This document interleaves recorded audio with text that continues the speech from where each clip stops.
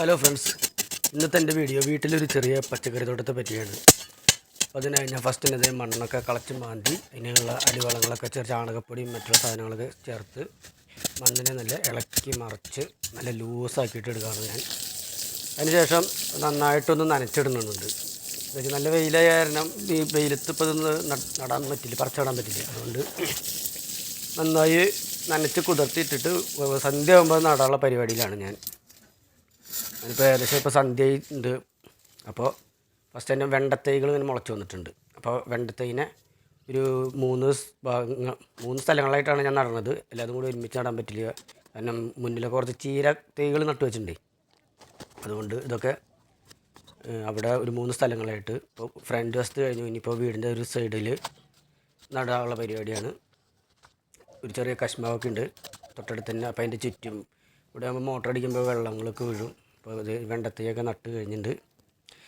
ഇനി കുറച്ചും കൂടി ഒരു 4-5 കൂടി ഉണ്ട്, 4-5 വെണ്ടത്തൈ കൂടി ഉണ്ടെന്ന് തോന്നുന്നു. അത് പുറത്തായിട്ട് നടന്ന് അവിടെ കവുങ്ങൊക്കെ നിൽക്കുന്നുണ്ട്. അപ്പോൾ അതിൻ്റെ അടുത്തായിട്ട് അപ്പോൾ എനിക്കാകുമ്പോൾ എപ്പോഴും നല്ല വളം കിട്ടുമല്ലോ. അപ്പോൾ അതിനതൊക്കെ ഏകദേശം നടലൊക്കെ കഴിഞ്ഞു. ഇത് വഴുതനങ്ങ ചെടി, ഇത് ചെറുനാരങ്ങ ഉണ്ടായി തുടങ്ങിയിട്ടുണ്ട്. മാങ്ങ ഇഷ്ടം പോലെ മാങ്ങയാണ്, കൈ എത്തിച്ചാൽ കിട്ടും. അത്രയും പൊക്ക കുറവിലാണ് ഈ മാങ്ങ നിൽക്കുന്നത്.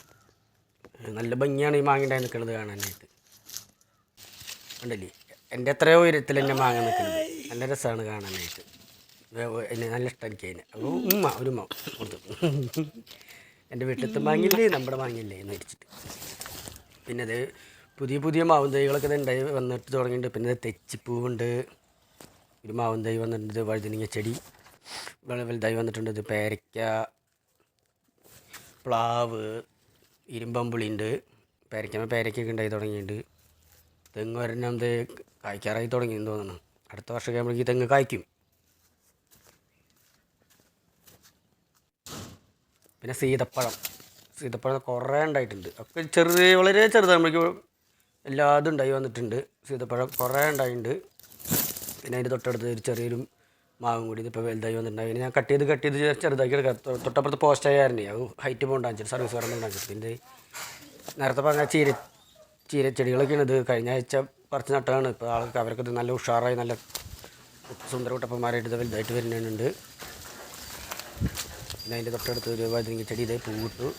തൊട്ടപ്പുറത്ത് വേറെ ഒരെണ്ണം കൂടി ഉണ്ട് വഴുതനങ്ങ ചെടി ഉണ്ട്. ചെറിയൊരു ഓമയുണ്ട്, പപ്പ, പിന്നെ ഒരു ഞാവൽ ഉണ്ട്. തക്കാളി ഇത് കഴിഞ്ഞ 3 ആഴ്ചയായി നട്ടിട്ട് അതിൻ്റെ ഒരു ചെറിയ വീട് നട്ടിട്ടുണ്ടായിരുന്നു. അതിൻ്റെ തൊട്ടടുത്ത് തന്നെ എടുത്ത ചീരത്തൈകൾ വീണ്ടും ഉണ്ട്. ഇതിനാണ് ഞാൻ അവിടേക്ക് പറിച്ച് നട്ടത്. പിന്നെ ഇതേ വെള്ളരിക്കാമേതൊക്കെ ഇഷ്ടംപോലെ ഇതേ പൂവിട്ട് തുടങ്ങിയിട്ടുണ്ട്. വെള്ളരിക്ക അടുത്ത ആഴ്ചയായിട്ട് വെള്ളരിക്ക ഉണ്ടാവും തോന്നുന്നു.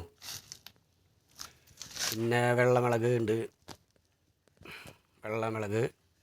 ഉണ്ടായി തുടങ്ങിയിട്ട് ഇപ്പോൾ കുറച്ച് പൊട്ടിച്ചു. ഇപ്പം സൺഡേ കാരണം കുറച്ച് പൊട്ടിച്ചു. പിന്നെയുള്ളത് കാപ്പിച്ചെടിക്കാണ്. കാപ്പിച്ചെടി അരിനെല്ലിക്ക ഉണ്ടായി വരുന്നുള്ള ചെടി വലുതായി വന്നിട്ടുണ്ട്.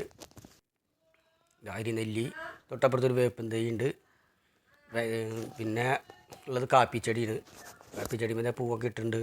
ഒരു ഓമപ്പപ്പ അത് നന്നായി നല്ല അടിപൊളിയായിട്ട് തളിർത്ത് വരുന്നുണ്ട്. ഇതാണ് കാപ്പിച്ചെടി. പിന്നെ ഈ കുഞ്ഞു വീഡിയോ ഇഷ്ടപ്പെട്ടെങ്കിൽ ലൈക്ക് ചെയ്യുക, കമൻറ്റ് ചെയ്യുക, എല്ലാതും ചെയ്യുക കേട്ടോ.